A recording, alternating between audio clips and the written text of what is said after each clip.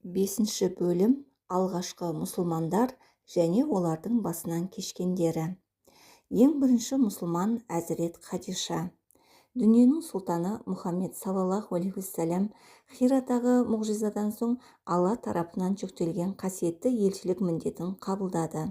Ендігі жерде осыны ұлы әрі ауыр қызметтің талаптарын орындауға тиіс. Өзі өмір сүріп отырған ортада мұның оңай бола қоймасы анық еді.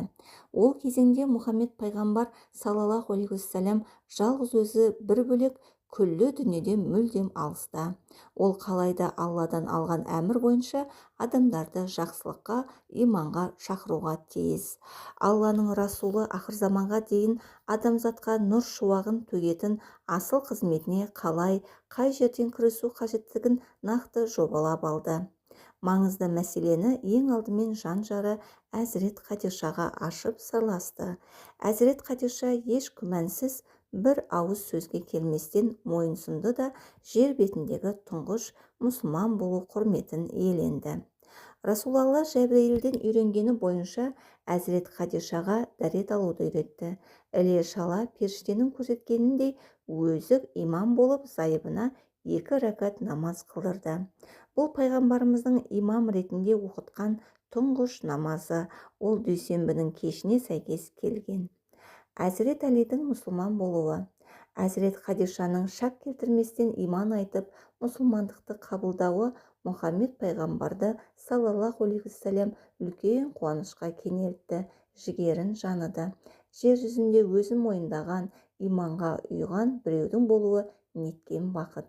Пайғамбарымыздың исламға шақырған екінші адамы тағы да ет жақындарынан жас бала Әли болды.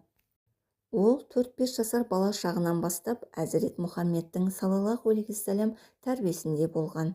Өзі құралпы балалардан адамгершілік, ақылдылық, тәрбиелік жөнінен оқ бойы озық тұруы соның көрінісі іспетті.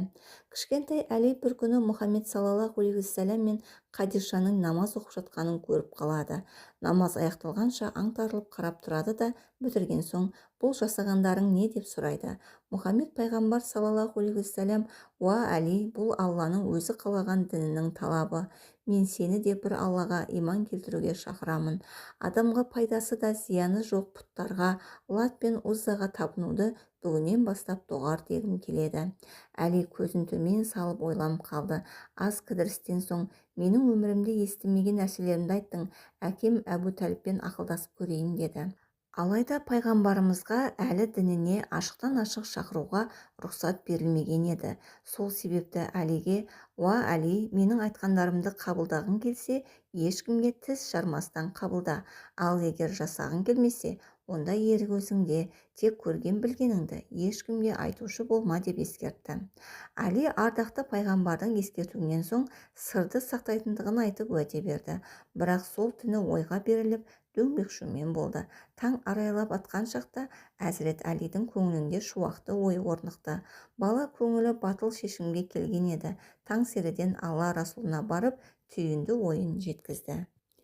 «Алла мені жарататын кезде Әбу Тәліптен рұқсат сұраған жоқ қой. Мен де енді құдіретті күшті жаратушы еме ғибадат ету жайында әкеммен ақылдаспасам ерсілік бола қоймас» деп тоқтамын білдіріп мұсылман болды. Ең алғашқы бала мұсылман атанған Әли сол кезде небәрі 10 жаста еді. Абайлау әрдайым қажетті қасиет. Әсіресе қандай да болсын жаңа істі бастауда абай болу өте керек. Әр нәрсені мейлі ол шындықта болса барлық жерде жария етуге болмайды. Мұхаммед те саллаллаху алейхи вассалам үйренгеніңді ешкімге айтпа деп Әлиге ескерткенде жаңа істе дін таратуда сақ болудың үлгісін көрсеткенді. Алланың ақ жолын уағыздауда қоғамдық әлеуметтік шарттарды ескере отырып ақырын жүріп анық басу біздің заманымызға да керек өлшем. Иман шәрбетімен сусындау бақыты Хадиша мен Әлиден соң бір кездері сүйікті пайғамбарымыз асырап алған Зәйд ибн Харисаға бұйырды. Мұсылмандыққа мойынсұнғаннан кейін әзірет Әли мен әзірет Зәйдтің Расуллаға деген сүйіспеншіліктері бұрынғыдан да арта түсіп, пайғамбарды өнеге тұтты. Иманнан нәр алған екі жас ғибадаттарын да әзірет Мұхаммедпен саллаллаху алейхи вассалам бірге орындайтын. Үшеуі бірге қасиетті Қағбаға барып намаз оқитын.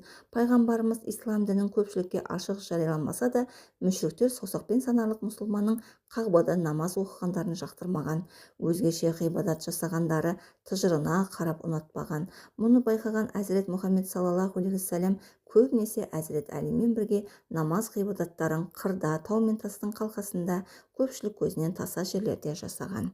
Пайғамбарымыз Мұхаммедтің саллаллаху алейхи вассалам қасынан бір елі айрылмаған соң Әлидің әке-шешесінің көңіліне күдік ұялады. Әсіресе анасы Фатима қатты қауіптеніп күйеуіне ұлың Мұхаммедпен күндіз-түні бірге бірдеңеге ұрынып қалып жүрмесін деп уайымын білдірді. Әбу Тәліп саспай салқынқандылығына салып жағдайды пайғамбарымыздың өзінен естігенді жөн көрді.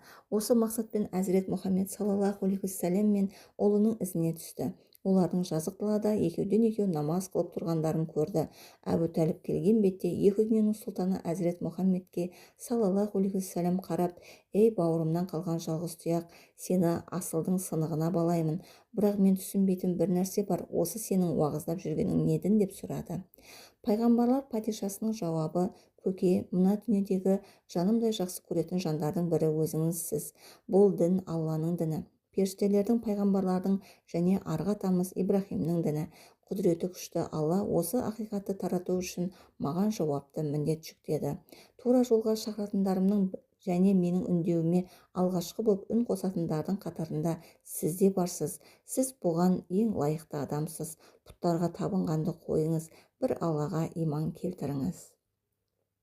Әбу Тәліп біраз ойланып тұрды да: «Мен ескі дінімнен айырыла алмаймын, бірақ саған кедергі де болмаймын. Сен өз білгеніңді ұстан, мен аман тұрғанда ешкім сенің жолыңа көлденең тұра алмайды. Уәдем уәде» деді. Содан соң Әлиге бұрылып: «Ұлым-ау, сенің ұстанған дінің не?» деп сұрады. Әзірет Әли: «Әке, мен Аллаға және елшісіне иман еттім. Алланың нәбиінің жаратушыдан алған хабарларына сеніп мойынсұндым.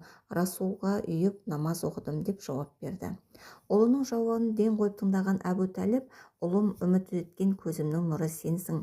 Мұхаммед саған бөтен емес, туысқан болып бір-біріңді жаттай сыйламасаңдар, өзгелерден жақсы қарым-қатынас күтпей-ақ қойыңдар.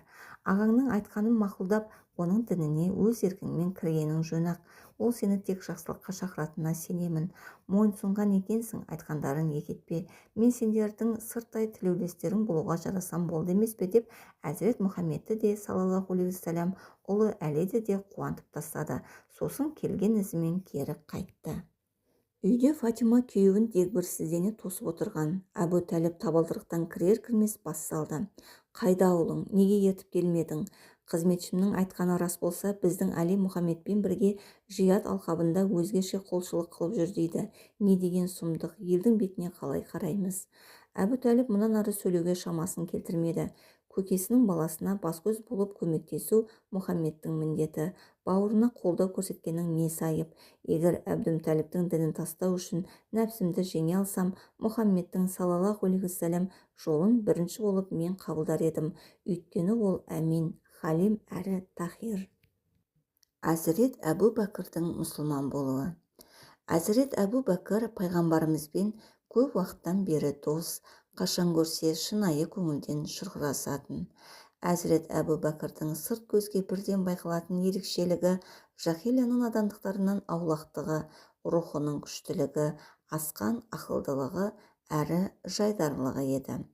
Ең бастысы ол мүшриктік салттарға жирене қарайтын. Сауда-саттықта адалдығымен сол өңірде аты шыққан. Онысымен де қарап қалмай, Құрайыштың көп мәселелерінде қазылық жасап, дау-дамайдың әділ шешілуіне үлес қосатын. Тағы бір ерекшелігі Құрайыштың түп шежіресін, тарихын, өткен-кеткен жақсы-жаманды ақиқатты анық білетін. Расулалла әлі де ашық үндеуге кіріспегенді. Дегенмен ұзын құлақ тыныш жатсын ба, азды-көпті болған жайды естіп үлгерген. Әбу Бәкірдің Йемен сапарынан жаңа келген беті болатын. Әбу Жахил бастап, Уқба ибн Әбу Муайт қостап, Құрайыштың құзырлы қариялары оған сәлем бермекке келеді. Амандық саулықтан соң әзірет Әбу Бәкір: "Мен жоқта нендей оқиғалар болды? Ел аман, жұрт тыныш па? Айта отырыңдар", деді. Ақсақалдар: "Ей Әбу Бәкір, ел ішінде бүлік шықты. Мұндай сұмдықты кім естіген бұрын-соңды", деп орағытып әкеп, әлгі Әбу Тәліп ақсақалдың қолында өскен жетімек Мұхаммед деген бар емес пе еді? Сол өзін пайғамбармын деп жариялаған көрінеді. Біз ұзын құлақтан естіп, жағамызды ұстап, не де болса сенің келуіңді тосайық дедік. Әйтпесе шыдас берерлік оқиға ма осы? Досыңа өзің барып мән-жайды анықтап, ақылға шақырмасаң болмас, деп жамыраса шуласты. Әзірет Әбу Бәкір айтылғандарды мұқият тыңдап алған соң, кезек күттірместен әзірет Мұхаммедтің саллаллаху алейхи уассалам үйін бетке алды. "Уа достым, пайғамбармын дегенің, қауымыңнан бөлініп ата-бабаңның дініне қарсы шыққаның рас па?" деп сұрады келген бойда. Ардақты пайғамбарымыз қолын тайдай тебісіп, кішкентайынан бірге өскен досы Әбу Бәкірдің айтқандарын күлімсірей отырып тыңдатты. "Әбу Бәкір, жаңсақ емес, естігендерінің бәрі дәл солай. Мен саған және жалпы адамзатқа жіберілген Алланың елшісімін. Халқымды бір Аллаға сенуге шақырамын. Сен де куәлік айт, иманға кел", деді. Әзірет Әбу Бәкірдің көңілі алабұртып, санасын сан сұраулар шырмап, аласапыран күйге енді. Бұл сөздерді бала күннен асыр салып бірге өскен, жанындай сүйетін, өмір жалғанда ойнап та болса шындыққа қайшы сөз айтпаған Мұхаммед Әминнің өз аузынан естіген ол, сол мезетте күмән келтірместен: "Ашхаду ан ла илаха иллаллах уа ашхаду анна Мұхаммадан расуллах" деп калимаға тілін келтіріп мұсылман болды. Әзірет Әбу Бәкірді ислам ақиқаттарына шақырғанда титтей де наразылық көрсетпеуін Расулалла ылғи да былайша еске алатын: "Әбу Бәкірден басқалардың бәрі иманға кел дегенімде сәл де болса күмән келтіріп, кібіртіктеп қалған еді. Ал ол болса еш ойланбастан менің сөзімді қабыл етті". Ардақты досының мүміндер қатарынан орын алуы әзірет Мұхаммедке қанат бітіргендей. Айша анамыздың бұл жайт турасында былай дегені бар: "Алланың нәбиін әзірет Әбу Бәкірдің мұсылман болуынан артық шаттандырған оқиғаға куә болған емеспін". Исламға мойынсұнған әзірет Әбу Бәкірдің бұған дейін көрген, әрдайым есінен шықпай жүрген бір түсі де өңіне айналды.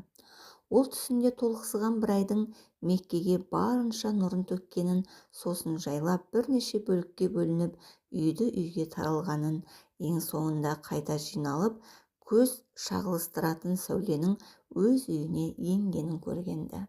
Бұл түсін сол кездегі Таурат, Інжілден мол хабары бар оқымыстыларға жуыртқанда, бәрі бірінің аузына бірі түкіріп қойғандай, көптен күтілген соңғы пайғамбардың Меккеден шығатынын, Әбу Бәкірдің соның ізінен еріп бақыттылар сапында орын алатынын айтқан. Әзірет Әбу Бәкір мұсылмандықты қабылдағанын ашық айтудан да жасқанбады. Әрине, күтпеген оқиға Құрайыштардың қабырғасын қайыстырғандай әсер етті. Олар қанша байлам салғанмен кері қайтар жол жоқ еді. Өйткені ол Құрайыш арасында беделді, сенімді, сертіне берік, баршаға сыйлы болатын. Әзірет Әбу Бәкір мұсылмандықты қабылдаған ерікті еркектердің символы іспетті. Оның иманға келуі бұл шеңбердің кеңейе түсуіне, ақ жолды таңдаушылардың артуына себеп болды. Тек еріктілер ғана емес, құлдар да иман кәусарынан өз үлестерін ала бастады. Солардың бірі әрі бірегейі басы байлы құл әзірет Біләл Хабаши. Әрқайсысы әртүрлі топтың өкілдері сынды алғашқы мұсылмандар мыналар: әйелдерден Хадиша, балалардан Әли, ерікті ерлерден Әбу Бәкір, құл еркектер арасынан Біләл Хабаши, азат болған құлдардан Зәйд ибн Хариса. Әзірет Әбу Бәкір де мұсылман болған соң, исламға, иманға үндеу жұмыстары жасырын да болса жылдамдады. Исламның ләззатын татып үлгергендер жақын жуық туған туысқандарымен осынау бақытты бөлісуге асықты. Ет жақын жора жолдастарын мүшриктік азабынан, жахилияның жиіркенішті ортасынан құтқаруды аңсады. Бұл мәселеде де Әбу Бәкір алдыңғы сапта. Осы атпал азаматтың ықпалымен күннен күнге мұсылмандар қатары толыға түсті. Олардың кейбіреулері Осман ибн Аффан, Зүбайыр ибн Ауам, Абдурахман ибн Ауф, Сағд ибн Абу Уаққас, Талха ибн Убайдулла, Алла оларға разы болсын. Осы бесеуі кейіннен жәннаттан жай алған сахабалар арасында аталады. Тек ерлер ғана емес, мұсылман әйелдер қатары да күн санап көбейе берді. Әзірет Қадишадан соң іле-шала ислам нұры нәсіп болғандар қатарында ол кезде әлі иманға келе қоймаған Расулланың көкесі Аббастың әйелі Үммі Фазыл, Әбу Бәкірдің қызы Әсма және Омардың қарындасы Фатималар бар. Алла оларға разы болсын. Иман жолына шақыру екі жақты жалғасын тапты. Ерлер ер кісілер арасында, ал әйелдер өз араларында ислам ақиқаттарын түсіндіруге тырысып бағады. Осы жерде әйелдер қауымының иманға жарыса ұмтылғаны байқалады. Бұл жалпы әйел затының сезімге берілгіш, тез иланғыштығына болса керек. Әрине бір жағына мүміндер батылданды дегенмен, мүшриктер де қол қусырып қарап қалған жоқ. Тура жолды таңдағандарды қорлап, менсінбей, көрінген жерде блаф сөздермен балағаттады. Бірақ олар қанша қорласа да, әлемді жаратушы күш Аллаға иман келтірген бақытты ғасырдың бақтиярларына бөгет бола алмады. Керісінше, сонша әрекеттерінің желге ұшып, мұсылмандарға шыбын шаққан құрлы әсер етпегенін көргенде, олар өздерінен өздері онан сайын ызаға булықты. Әзірет Біләл Хабашидің азапталуы. Дінге жасырын шақыру кезеңінде исламды мойындап, сол үшін мүшриктердің аяусыз азаптауына душар болған алғашқы мұсылмандардың бірі Біләл Хабаши аталып кеткен Біләл ибн Рабах. Әзірет Біләл мұсылмандардың қас жауы Умайя ибн Халафтың құлы болып жүргенде, Әзірет Әбу Бәкірдің себеп болуымен мұсылмандықты қабылдаған. Қас қағым сәтте көңіліне қонған иман нұры Әзірет Біләл үшін батылдықтың қайнар бастауы болды. Құл бола тұрып қожайыны мен мүшриктердің ауыр азабына кеудесін керіп, иман келтіргендігін ашық түрде жария етті. Рас, имансыз жүрек тастан да қатты, Алладан қорықпайтын ұждан жартастан да сезімсіз, жүрегі тас метін, ұжданы жақсылыққа селт етпейтін адам аталатын екі аяқты мақұлықтан мейірімділік күтуде ерсілік. Мұндайлар жыртқыш айуаннан бетер. Исламның ата жауы Умайя ибн Халаф та осындай қара пиғылдылардың бірі. Әзірет Біләл осы жауыз мүшриктің басы байлы құлы еді. Дұшпанның көзімен қарағанда, Әзірет Біләлдің бір Аллаға иман айтып, оның елшісін мойындауы кешірілмес күнә. Сондықтан қожайыны байғұс құлдың басында әңгір таяқ ойнатып, ойына келгенін істеді. 24 сағат бойы ас сусыз байлап, кейде мойнына қарғы бау салып, бала шағаға ит сияқты жетектетіп, көше-көше аралатқызатын. Умайя ибн Халафтың ешбір жазасы оны дегеніне жеткізбеді. Әзірет Біләл иманмен көңілі біржола тұтасып, Аллаға бар ықыласымен берілген еді. Жүрегі Әзірет Мұхаммедке саллаллаху алейхи уассалам деген сүйіспеншілікпен толып тасып, қанша қиналса да алған бетінен қайтпауға бекінген. Қорлық пен зорлыққа тістеніп тұрып, мүшриктердің алдында жаратушысының бірлігін айтудан жалықпады. Қинаған сайын қуаттана түскендей, Аллаху ахад, Алла жалғыз, Алла біреу, Мұхаммед оның елшісі деуден танбаған.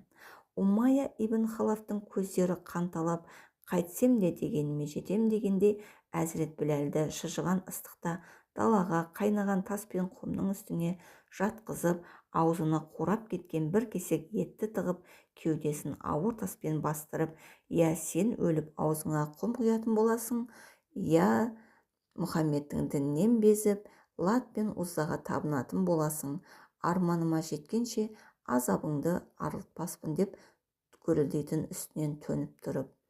Алайда жан тәнімен иманның күшін сезінген Әзірет Біләл қиналып жатып, мен Лат пен Уззаны өлсем де мойындамаймын, Алла біреу, менің тәңірім жалғыз Алла, оның ортағы да серігі де жоқ, болуы да мүмкін емес. Алла, Алла, Алла деп ышқына айқайлаумен болды. Мұны естіген қожайынның қаны басына теуіп, нөкерлеріне бұйырып, әзірет Біләлді сау тамтығын қалдырмай сабап, есінен тандырып, шіліңгір аптапта далаға тастап кететін. Әзірет Біләлдің осынша ауыр азаптан қорғанар сауыты жүрегіне мықтап орныққан иманы еді. Иман бүкіл дүниені жалғыз құдіретке бағындыратын иман. Қақтағаланың ұлылығына сенім, шексіз берілушілік адам баласы үшін таусылмас таяныш, сарқылмас сүйеніш. Бұл адамзат жаратылғалы бері өлмей жалғасын тауып келе жатқан асыл да қасиетті қағида. Өкініштісі, пендешілік осының парқына барғыза бермейді. Аллаға иманы күшті адамды мына өмірде ешкімде, ештеңеде жеңе алмайды. Әзірет Біләл асқан қаһармандығымен иман нұр әрі қуат, нағыз иманды адам күллі әлемді аузына қарата алады деген ақиқатты айғақтағандай еді. Әзірет Біләлді ұрып соғу, тепкілеп төмпештеу күн сайын, сағат сайын жалғаса берді. Бір күні сол маңнан өтіп бара жатып, осындай азапты оқиғаның куәсі болған Әзірет Әбу Бәкір Умайяға: «Сен Құдайдан қорықпайсың ба? Бұл байқұсты қашанға азаптай бермексің?» деді. «Жаның ашып қалыпты ғой, шындыққа келсек өзің кінәлісің. Сенімін өзгертіп, қайдағы жоқты шығарып жүргеннің бірі сен емессің бе? Дым білмегенсіп, жанашыр бола қалыпсың ғой енді. Шын аясаң сатып алып құтқармайсың ба?» деді Умайя кекесінмен. Әзірет Әбу Бәкір: «Ей Умайя, менің қол астымда сенің дініңді ұстанатын бір құл бар. Өзі еңгезердей, Біләлден әлде қайда күшті. Соны саған берейін, ал Біләлді маған бер, айырбас жасайық» деді. «Жарайды» деді Умайя. «Артынша әлгі айтқан құлыңды әйелмен қоса бересің онда». Әзірет Әбу Бәкір мақұл деп келіскендігін білдірді. Сол-ақ екен. Умайя жымысқыланып күлді де: «Құлыңның әйелімен қоса қызында бермесең болмайды» деді. Әзірет Әбу Бәкір бұғанда бас изеді. Бірақ жексұрын Умайя мұнымен де тынбай мазақ қылғандай: «Үшеуіне 200 динар қосып бермесең келіспеймін» деп қиқарланды. Бұл жолы Әзірет Әбу Бәкірді ашу қысты. «Неткен ұятсыз едің, беретін түрің де жоқ, кімді ақымақ етіп тұрсың?» деп төніп келді. Умайя қорқып кетіп: «Жоқ, Лат пен Узаның атымен ант етемін, осы сұрағандарымды берсең, Біләл сенікі» деп кері шегіншектеді. Әзірет Әбу Бәкір айтқандарын беріп, Әзірет Біләлді залымның қолынан құтқарды. Құтқарып қана қоймай, оған бас еркіндігін берді. Көп ұзамай Біләлдің анасы Хамаманы да сатып алып, күңдіктен азат етті. Біләл Хабаши пайғамбарымызға шын берілген біртуар азамат, мұсылман қауымның алғашқы азаншысы. Оның пайғамбарлар сәруәрі Әзірет Мұхаммедке саллаллаху алейхи уассалам деген сүйіспеншілігін айтуға тіл жетпес. Бір сәтке де қасынан ажырамайтын. Екі дүние сұлтаны Мұхаммед саллаллаху алейхи уассалам ақыретке аттанғанда қайғырып Мәдинада қала алмай Шамға кетіп қалған. Сол тұстағы халифа Әзірет Әбу Бәкір Біләлдің алысқа кеткенін қаламай, қанша жібермеуге тырысса да, Әзірет Біләл: «Уа Әбу Бәкір, рас, сен мені құлдықтан құтқардың. Егер мені өзің үшін азат еткен болсаң, онда алып қал. Ал егер Алланың разылығын көздеп сатып алған болсаң, еркіме жібер. Алланың жолында жихадқа қатысайын» деді. Әзірет Әбу Бәкір рұқсат берген соң, Әзірет Біләл Хабаши Шамға барып, ислам туын көкке көтеріп, бірнеше соғысқа қатысқан. Әзірет Осман мұсылмандар қатарында. Болмыстың нұры, екі жаһанның гүлі Әзірет Мұхаммед саллаллаху алейхи уассалам әлі де пайғамбарлығын ашық жарияламаған. Бұл кезеңдегі уағыз айтушылардың ең батылы Әзірет Әбу Бәкір еді. Ол жүрген жерінде дос-дұшпан деп бөлмей, ислам ақиқаттарын түсіндіретін. Бір күні Османға да иман жайын баяндап, оны Әзірет Мұхаммедке саллаллаху алейхи уассалам ертіп әкеледі. Расулалла жылы жүзбен үнемі күлімсіреп жүретін жайдары жан Османға төтесінен: «Алланың сыйы, жәннатқа ұмтылғаныңды қалаймын. Мен саған және барлық адам баласына жетекші ретінде Алла тарапынан жіберілдім» деді. Пайғамбарлар сардарының қарапайым жүрекжарды лебізі Османға әсер еткені сондай, ол мүбәрәк тілінен иман калимасының қалай шыққанын өзі де аңдамай қалды. Ашхаду ан ла илаха иллаллах уа ашхаду анна Мұхаммадан Расуллах. Содан соң осыдан біраз уақыт бұрын Шам сапарынан қайтып келе жатып жолай көрген түсін әңгімеледі. Біз сол күні жолда түнеген едік. Көзім ілінгені сол еді: «Ей алаңсыз ұйқыға батқандар, ояныңдар! Меккеде Ахмад өз міндетіне кірісті» деген дауыс естідім. Ал Меккеге келгеннен кейін сіздің пайғамбарлығыңыздан хабардар болдық. Ақ көңіл, өте сыпайы, дархандығымен әйгіленген әзірет Османның да мұсылмандар қатарына қосылуы мүшриктердің қаупін күшейтті. Ағайындары жиналып оны жазаламақ та болды. Бірақ Осман қасқайған күйі ешқандай жазадан қорықпайтындығын, таңдаған бағытынан таймайтынын білдірді. Көкесі Қахам ибн Абул Ас әзірет Османды ағашқа байлап қойып: «Сен аталарыңның ғасырлар бойғы қасиеттеген сенімінен безіп, кейіннен пайда болған әлде біреулердің дініне қалайша мойын сұнбақсың? Алған бетіңнен қайтқанша осы байланған босатады екен деп иегің қышымасын» деп сөкті. Әзірет Осман болса: «Уаллахи биллахи, мен қақ діннен шықпаймын» деп қасарыса түсетін. Осылайша арадан ондаған күндер өтеді. Әзірет Османның шыдамы шыңдала түскендей, қайтар түрі жоқ. Таяқ та жейді, сүйектен өтір сөзге де селт етпейді, иманына зәредей зиян келмейді. Дініне беріктігінің арқасында көкесі де ештеңе шығара алмайтынын білген соң, лажсыздан оны босатып қоя береді. Орта бойлы қара торының әдемісі, қаuma сақалды, қалың қара шашты және денелі келген әзірет Осман жаратылысынан жан тазалығы мен тән тазалығы бойына дарыған жан еді. Жахилия кезінде де ішкілікті өзіне харам санап татып алмайтын, бар байлығын Алланың жолына сарп еткен, Құранды бастан аяқ жатқа білген, түнде намазға тұрғанда Құранды түгелдей мүдірмей толық оқып шығатын, көзі тірісінде-ақ жаннаттық екендігі жария болған әзірет Осман бір жағынан Мұхаммед пайғамбардың саллаллаху алейхи уассалам күйеу баласы. Бірінші әйелі пайғамбарымыздың қызы Руқия еді. Ол ерте қайтыс болады да, кейіннен Мұхаммед саллаллаху алейхи уассалам екінші қызы Үммі Күлсіммен некесін өзі қиған. Пайғамбарлар сұлтаны Мұхаммедтің саллаллаху алейхи уассалам екі бірдей қызын алған бақытты күйеу осы себепті Зинурайн лақабымен құрметке бөленген. Талха ибн Убайдулланың мұсылман болуы. Әзірет Османнан соң іле-шала әзірет Талха ибн Убайдулла исламды қабылдады. Ол сауда-саттықпен елден жырақта жүрген сәтінде Бусра базарында сол жердегі шіркеу басының: «Уа қалайық, араларыңда Меккеден келгендер бар ма?» дегенін естиді. Әзірет Талха оның қарсысына шығып, өзінің меккелік екенін айтады. Сонда монах Талханың бетіне бажайлай қарап алады да: «Ахмад халыққа танылды ма?» деп сұрайды. Әзірет Талха: «Ахмад дегеніңіз кім?» дейді. «Ахмад Абдулланың ұлы, Әбдімтәліптің немересі. Ол меккелік, өзінің соңғы пайғамбар екенін танытады. Кейінірек туған жерінен қуылып, от бітпейтін тастақ бір жерге көшуге мәжбүр болады» деп жауап берді монах. Христиан дінбасының айтқандарын ұйып тыңдаған әзірет Талха еліне келген сәтте алдынан жолыққандардан: «Мен жоқта нендей жаңалық болды?» деп сұрайды. Жаңалықтың көкесін естіртейік. Абдулланың ұлы Мұхаммед өзін пайғамбармын деп жариялады. Ол ма? Әлгі Әбу Құхафаның ұлы Әбу Бәкір де оның айтқандарын растап иман етті» деді жапа-тармағай шуласып.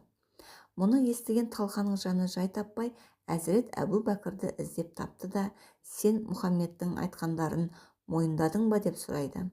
Әзірет Әбу Бәкір: «Иә, мен оның сөздеріне шәк келтірмеймін. егер менің тілімді алар болсаң, сен де бар. Мұхаммедке мойынсұнғаныңды айт, өйткені оның ұстанғаны қақ сенім. Әзірет Талха Бусра жәрмеңкесіндегі монахпен кездесуін, одан естігендерін Әбу Бәкірге айна қатесіз жеткізеді. Мұнан кейін екеуі Алла Расулының құзырына келеді. Сәлем сауқаттан соң жаңа сахаба қатарына қосылған Талха мұсылмандықты қабылдағанын естіртіп, монахтың әңгімесін Мұхаммед пайғамбарға саллаллаху алейхи уассалям баяндап береді. Пайғамбар оның әңгімесін күлімсірей отырып тыңдайды. Мүшриктер араларындағы талқасында абыройлы, құрметті адамның иман келтіргеніне наразылық білдіріп, балуандары Нөфәл ибн Адуяны араға салып, Әзірет Талқаға дүре соқтырады. Аяқ қолын байлаған күйі біраз азаптайды. Жастығына қарамастан ақ-қараны айыра білген Талқа көзі тірісінде жұмақ сыйы ұсынылған 10 сахабаның қатарында. Пайғамбарымыз ол туралы: жер жүзінде тірі жүрген шейітті көргіңіз келсе, Әзірет Талқаға қараңыз деген. Мәрттігі мен қайсарлығын иман жолында ғана қолданған қаһарман еді ол. Ислам тарихындағы атақты Ухуд соғысы кезінде пайғамбарға атылған оқтарға қолын тосып, саусақтарын құрбан еткен батыр ол. Сол шайқаста 80-нен астам жарақат алса да, Мұхаммед пайғамбарға саллаллаху алейхи уассалям қорған болған ер. Халид ибн Сайдтың исламға кіруі. Исламға шақыру әлі де құпия түрде жүргізілуде. Осы арада мұсылмандар сапына Құрайыштың алдыңғы қатарының өкілдерінің бірі әрі ең ауқаттысы Халид ибн Сайд та қосылды. Араб әдебиеті мен ғылымын жан-жақты меңгерген Халид бірде түсінде туған әкесінің тозаққа ертіп апарғанын, бірақ дәл қақпадан кірер сәтте Расулулла үлгеріп келіп, оны оттан құтқарып қалғанын көріп шошып оянады. Нақты жори алмаса да түсінің тегін еместігін сезеді. Таңды көзбен атырған ол, бұл бекер көрінген бос нәрсе емес, не де болса бір ақиқаттың елесі деп, ала кеуімнен Әзірет Әбу Бәкірге барып түсін баяндайды. Әбу Бәкір Сыдық: сен үшін ақыры қайырлы болуын тілеймін. Басыңа күн туғанда сені Расулулла құтқаратын болады. Уақытты созба, барып оның дініне мойынсұнғандығыңды білдір. Исламды қабылдап, не көрсең де Мұхаммедпен бірге болуға беліңді бекем бол.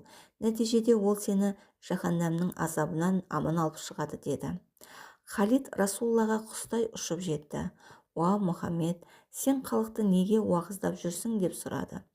Мен ортағы серігі жоқ Алланың жолына, Мұхаммедтің оның елшісі екеніне сенуге, көр соқыр меңіреу, не пайдасы, не зияны тимейтін, тіпті өзіне табынғандар мен таптағандарды ажырата алмайтын тас мүсіндерге құлдық қылудан бас тартуға шақырамын, деді Алла елшісі.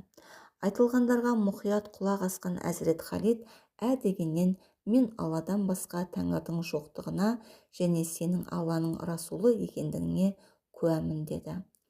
Мұхаммедтің саллаллаху алейхи уассалям кеудесін қуаныш кернеді. Халид мұсылмандықты таратуды өз отбасынан бастады. Аз уақыт ішінде әйелі Умайна да мұсылман болды. Халидтің әкесі Құрайыштардың ауқатты да айбарлы адамы Сайд баласының жаңалығын естігенде қатты ашуланды. Бір күні Халидті намаз оқып тұрған жерінен ұстап алған аға інілері оған айтпаған сөздері қалмай: сен қалайша ата-бабаңның дінін жоққа шығарған Мұхаммедтің сөзіне ересің, деп бас салған бауырлары көзқарасын өзгерту үшін Халидке ұрсып та жалынып та айтты. Бірақ Халид зәредейде өкініш білдірмеді. Қайта күшейе түскен сыңаймен: уаллахи, Мұхаммед ақиқатты айтты. Мен шындыққа ғана бас иемін. Қолдарыңнан өлсем де иманнан шықпаймын, деді.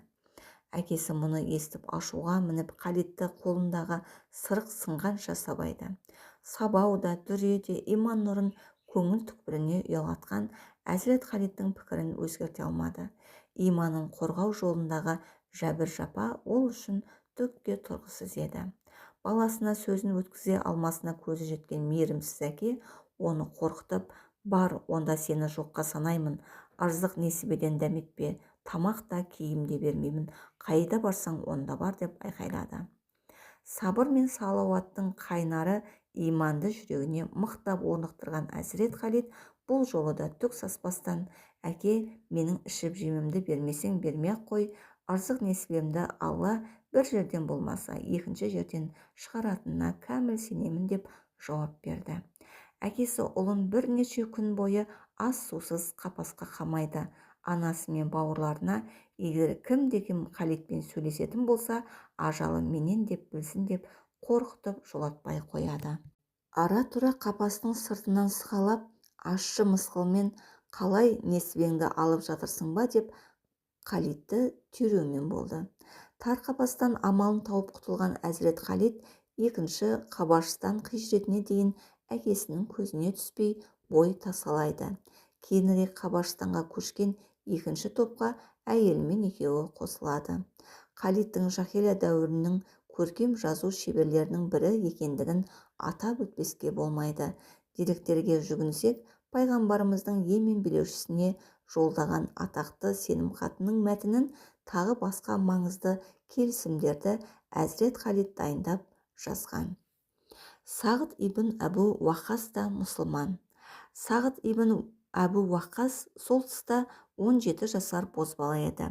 Бір күні түсінде тас түнек қараңғыда адасып жүріп, кенеттен жап-жарық айдың туғанын көреді. Айдың сәулесін бетке алып жолға түседі. Алдарында әзірет Зайд ибн Хариса, әзірет Әли және әзірет Әбу Бәкір кетіп барады екен. Оларды қуып жетіп: «Сіздер мұнда қашан келдіңіздер?» деп сұрайды. Олар бір ауыздан: «Біз де сенен сәл бұрын келдік» деп жауап береді. Арадан 3 күн өткен соң әзірет Әбу Бәкірмен ойда жоқта кездесіп, исламият жайлы естиді. Өзіне беймәлім дүниенің қызығына берілген Әбу Уақастың ұлы Сағд әзірет Әбу Бәкірге еріп пайғамбарымызға барады. Мұхаммед де саллаллаху алейхи уассалам ақиқатты ақтарып, оны баурай түсті. Әзірет Сағд сол мезетте мұсылмандықты қабылдағанын жария етеді. Әзірет Сағдтың ата тегі әкесі жағынан да, нағашы жағынан да әзірет Мұхаммедке саллаллаху алейхи уассалам туыстас болып келеді. Екеуінің де анасы Зухра руынан болғандықтан бір-біріне бөле. Осы себепті әзірет Мұхаммед саллаллаху алейхи уассалам ылғи да «Нағашың болса Сағдтай болсын» деп жиі айтады екен. Алайда әзірет Сағдтың мұсылмандықты қабылдауы анасы Хамнаға ұнамады. Ұлы аталарының дінінен безіп, аналарының разылығынсыз басқа сенімді қабылдауы қалай? Ұлына әрдайым сөзін тыңдатып келген Хамна қалайда Сағдты пұтқа табындырып өз дегенін жасатпақ болады. Осы ниетпен бір күні баласына: «Сенің Аллаң ата-анаға, туған-туысқанға жақсылық жаса, оларды ренжітпе» деп бұйырады дейсің. Өзің басқаша істейсің. Мұхаммедтің саллаллаху алейхи уассалам дінін тастап, пұттарымызға қайта оралып бас имесең, мен аштық жариялаймын. Содан соң сен өз анасының өліміне себепкер болған залым ата-анасың, деді. Әзірет Сағд бұл күнге дейін анасының айтқанын екі етіп көрмеген. Бірақ анасының бұл жолғы тілегі тіпті орынсыз еді. Өйткені ол Аллаға иман келтіріп, елшісіне жан жүрегімен беріліп, не істесе де иман шеңберінде жасауға бекінгенді. Анасына: «Анашым, күні бүгінге дейін тілазарлық жасамаппын. Мен ендігі жерде ақиқат әмірге мойынсұндым. Егер сенің 100 жаның болса, әрбіреуін исламнан бездіру үшін құрбан етсең де, мен дінімнен қайтпаған болар ем. Себебі мен үшін иман ең қымбат қазына, ол кез келгенге бұйырмайтын сыбаға. Ал сен болсаң қайдағы бір меңіреу пұттар үшін ақиқатты белінен басқың келеді. Бұл ойың 100 рет аштық жарияласаң да жүзеге аса қоймас. Айтқанымнан қайтпаймын десең өзің біл», деді. Ұлының дініне беріктігіне көзі әбден жеткен Хамна ана жеңілгенін мойындады. Бұл Хамнаның жеңілісі емес, иманның күпірден басым түсуінің көрінісі еді. Осы оқиғадан соң Алла тағала Анкабут сүресінің 8 аятын түсіріп, әдеп, ата-анаға құрмет мәселесінде мұсылмандық өлшемді белгіледі. Біз адам баласына, ата-анасына жақсылық жасауды өсиет еттік, бұйырдық. Алайда олар менен өзгенің шын құдай бола алмайтындығы жайлы іліміне қайшы келетін соқыр сенімді ұстанып, маған серік қосуға итермелесе, ондай жағдайда ол екеуіне мойынсұнба. Ақырында бәрің маған қайтасыңдар. Сонда дүниеден не істеп, не қойғандарыңды өздеріңе түгелдей айтып беремін де, артынан жауапқа тартып, жақсы жаман барлық істеріңнің қарымын қайтарамын. Хамна мұнымен де тынбай, ішін өртеген ызамен тағы да жамандыққа итермеледі. Бір күні әзірет Сағит намаз қылып жатқанда, көрші көлемін шақырып үйдің есік-терезесін мықтап бекіттірді де, «Иә, дініңнен безерсің, иә, өлерсің» деп көңілін күпір басқан ана бар даусымен байбалам салды. Қараңғылық, надандық, Аллаға ортақ қосудың салдары пенде атаулыны аяусыз жауыз, мейірімнен ада мақұлық етті. Алайда қатыгез ана Хамна қанша тырысса да алға басқаны кері кетумен болды. Әзірет Сағитпен әлек боп жүргенде, екінші ұлы Амир де мұсылман дінін қабылдап масқара етті. Безбүйректік шегіне жеткен Хамна енді Амирмен алысты. Иманнан баз кешіп, дініңнен безбейтін болсаң, мұна тұрған құрма ағашының көлеңкесін де паналамаймын, аштан өлемін деп өзінше сес көрсетті. Аллаға деген иман шәрбәтінен сусындап үлгерген Амир де ағасының ісін қайталады. Анасының әрекетін көрген Сағит ашуға мініп, «Уаллахи, анашым, егер 100 жаның болып, оларды жеке-жеке тәсілім етсең де, мен дінімнен бас тартпаймын. Қаласаң да, қаламасаң да осы» деді. Иманның сарқылмас қуаты Хамнаны тағы да тоқыратты. Мұсылмандарға мүшриктер ойларына келгенін жасап, күлкіге айналдырып, азаптап, аянып қалмайтын болғалы қашан. Бірде әзірет Сағит бірнеше мұсылман бауырымен бірге Меккенің маңындағы Әбу Дуб мекенінде намаз қылып жатқан. Қастарына Әбу Суфиян бастаған бір топ мүшрик келеді. Олар жай тұрмай ғибадаттарының түкке алғысыз екенін айтып, әжуайламақ болады. Осы жерде қызыл қырғын төбелес басталып кетеді.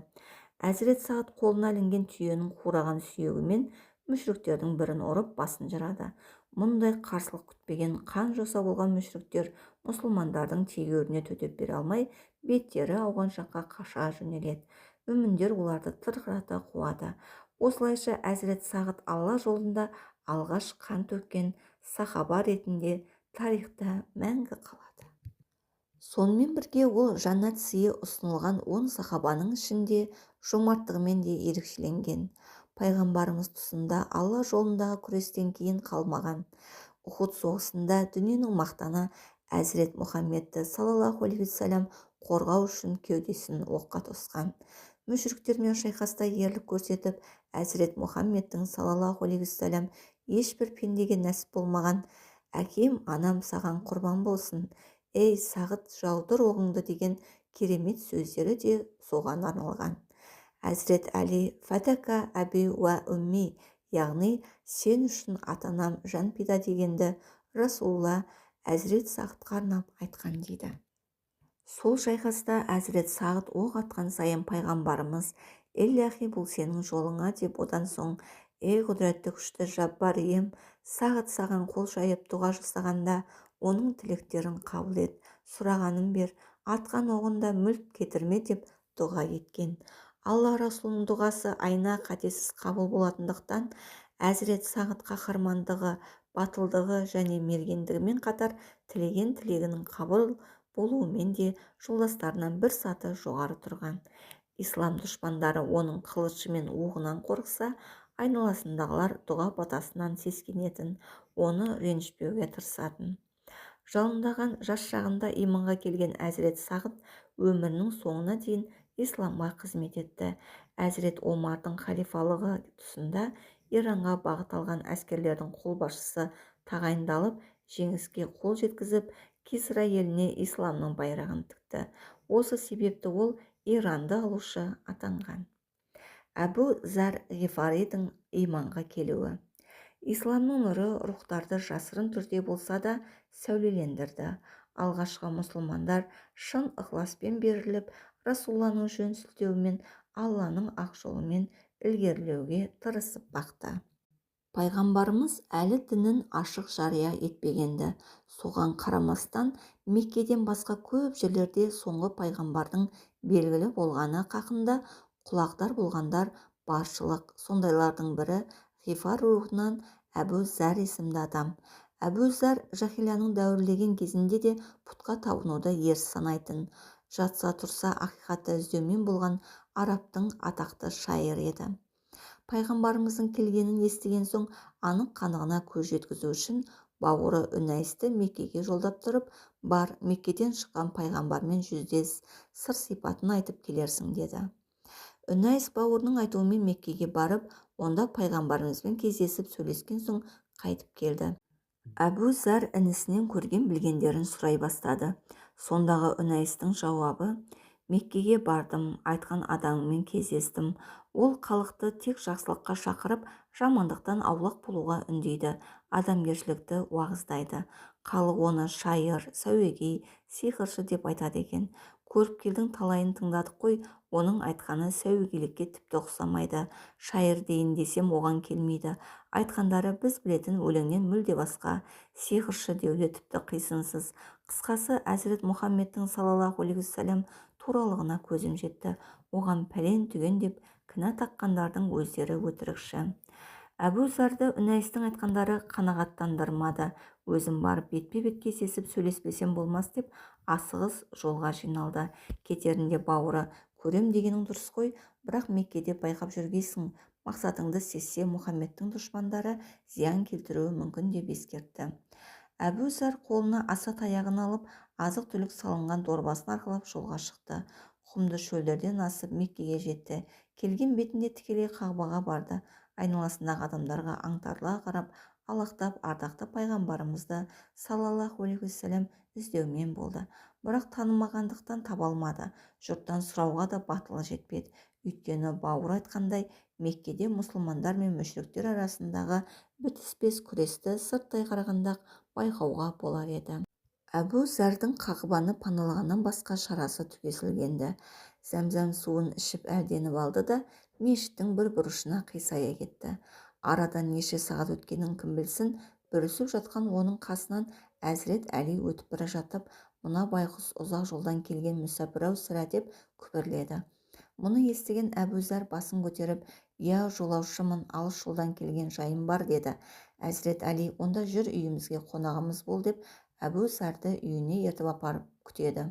Бірақ екеуі бір-біріне сақтық жасап, ол түні жақ ашпады. Таң атқан соң Әбу Зәр Әзірет Мұхаммедті саллаллаху алейхи уассалам іздеу үшін тағы да Қағбаға барады. Келген-кеткенге қарап арлы-берлі жүрумен кешті батырады. Бірақ ешбір дерек жоқ.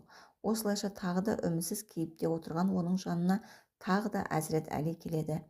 «Әлі қайда кетеріңді білмей отырсың ба?» деп сұрайды. «Иә, дәл солай» деді Әбу Зәр. «Онда бізге жүр, мейманымыз бол» деп Әзірет Әли тағы да қолға салады. Жолда келе жатып ол қонағынан қайдан, не мақсатпен келгенін сұрайды. Әбу Зәр: «Егер ешкімге тіс жарып айтпайтындығыңа сөз берсең айтайын» деді. Әзірет Әлидің уәдесін алған соң Әбу Зәр оған сапарының мақсатын түсіндіре бастады. «Мен ғифар руынанмын. Осы Меккеден ақырзаманның пайғамбары шықты деп естідім. Сол адамға жолығайын деп келіп едім». Әбу Зәрдің мақсатын ұққан жас сахаба Әли көздері күлімдеп: «Сен тура жолды таптың, қуаныштымын. Мен қазір Расулаға бара жатырмын. Сен де ізімнен жүріп отыр. Мен кірген есіктен сен де кір.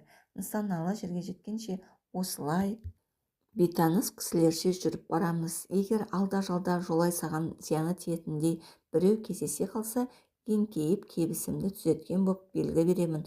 Ал сен маған қарайламай тіп-тіке қасымнан өте шық» деді. Сөйтіп екеуі үйден шықты. Әзірет Әлидің ізімен жүріп отырып, Әбу Зәр аман-есен Мұхаммедтің саллаллаху алейхи уассалам құзырына кірді. Әбу Зәр кірген бетте: «Ассаламу алейкум уа Расулалла» деді. Ислам тарихында бұлайша сәлем берген тұңғыш адам осы Әзірет Әбу Зәр. «Сүйікті пайғамбарымыз, Алланың рахметі саған да жаусын» деді де келген кісіден кім екендігін сұрады. Әбу Зәр: «Мен ғифар тайпасының өкілімін. Қашаннан бері Меккедесің? Қайда жатып ас суыңды қайдан ішіп жүрсің?» «Зәмзәм суын ішіп күнелттім. Аштықты сезінген де жоқпын».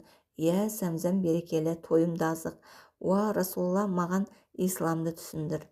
Екі жиһанның нұры Мұхаммед саллаллаху алейхи уассалам Алланың соңғы діні иманның шарттары жайында егжей-тегжейлі баяндап берген соң, әзірет әбузар сол жерде калимаға тілін келтіріп мұсылман атанады.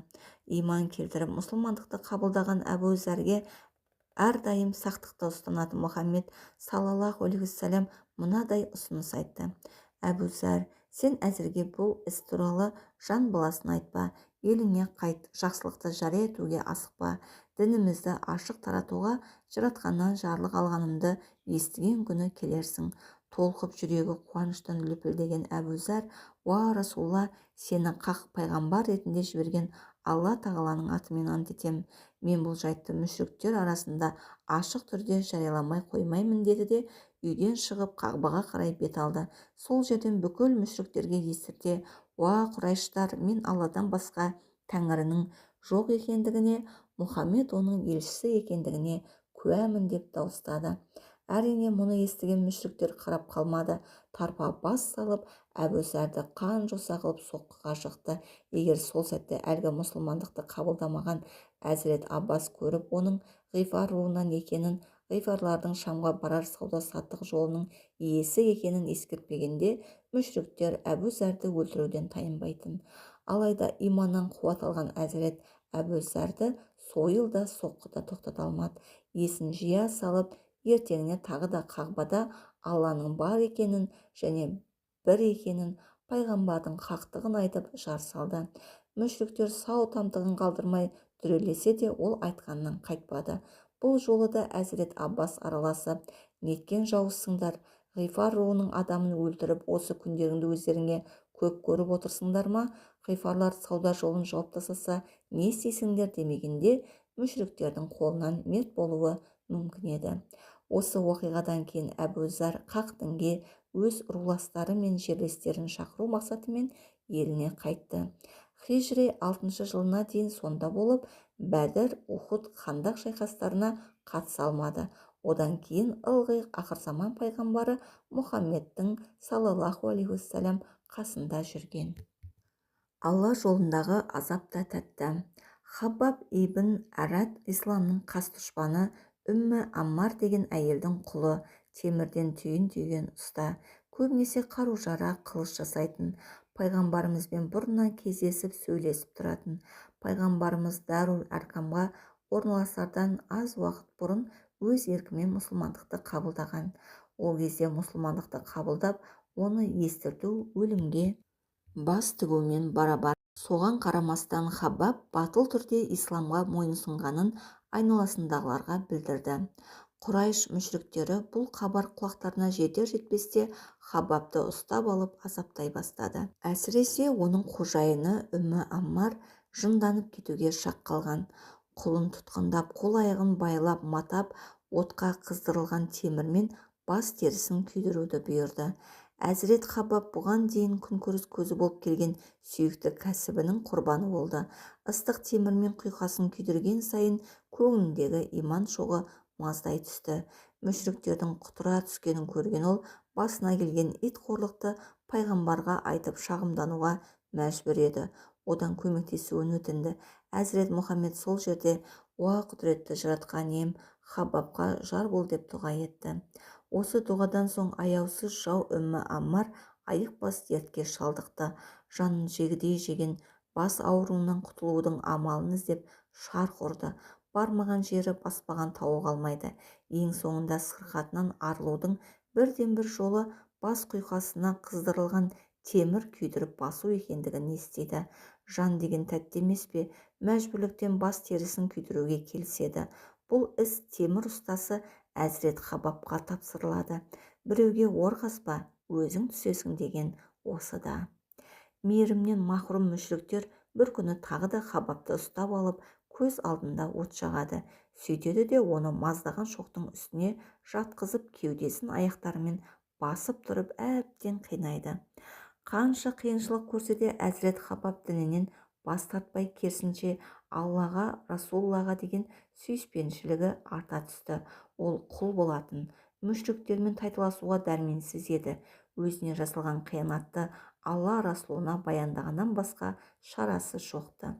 Бір күні Алла елшісіне: уа Расулалла, азаптан арылуымыз үшін жаратқанға жалбарынып көрсеңіз қайтеді, деді. Сонда пайғамбарымыз саллаллаху алейхи вассалам: ғибратқа толы мына хабарды жеткізді: сіздерден бұрын келген үмбеттер ішінде дініне берік адамдар болды.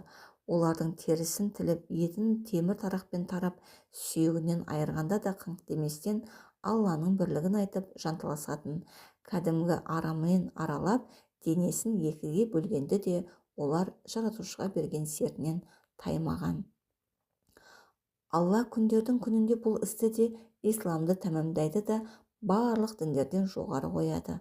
Ұзақ жолға шыққан жолаушы Алладан басқа ешкімнен қорықпайтын, малына қасқыр түспесе, басқа ешкімнен сескенбейтін күндер туады. Сендер асығыстық жасайсыңдар. Ас ибн Уайлге жауабы: Әзірет Хабабтың мүшрик Ас ибн Уайлден алашағы бар еді. Бір күні сонысын сұрап барады. Мүшрик ерегісіп, Мұхаммедке мойынсұнғаныңды қойсаң ғана қарсыңды қайтарамын дейді. Әзірет Хабаб ашуланып, мен бүкіл нәрсемнен бас тартсам да, өлгенімше өлгеннен соң қайта тірілгенге дейін оған қарсы келмеймін деп жауап береді.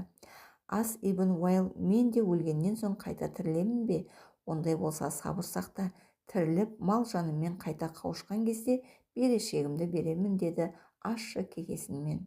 Осы оқиғаның артынша Алла тағаладан төмендегі аят түсті: аяттарымызды жоққа шығарып, күпірлік қылғанды һәм маған ақыретте байлық та бала шаға да беріледі деп көкігенді көрдің бе? Сонда ол ғайыптан хабар алудың амалын тапты ма? Жоқ, әлде Рахманның құзырында саған ақыретте байлық та бала шаға да беріледі деген уәде алды ма? Мәриям сүресі 77-80 аяттар. Әзірет Хабаб ештеңеден сескенбестен, қауіпке басын тігіп, мұсылмандығын жариялағанмен қоймай, жаңадан исламды мойындағандарға Құран үйретумен айналысатын. Әзірет Омар мұсылман болмас бұрын қылышын жалаңдатып, мұсылман болған қарындасын өлтірмек болып, үйіне кіріп барғанда да күйеу баласы мен қарындасына Құран оқытқызып отырған осы қаһарман сахаба Әзірет Хабаб еді.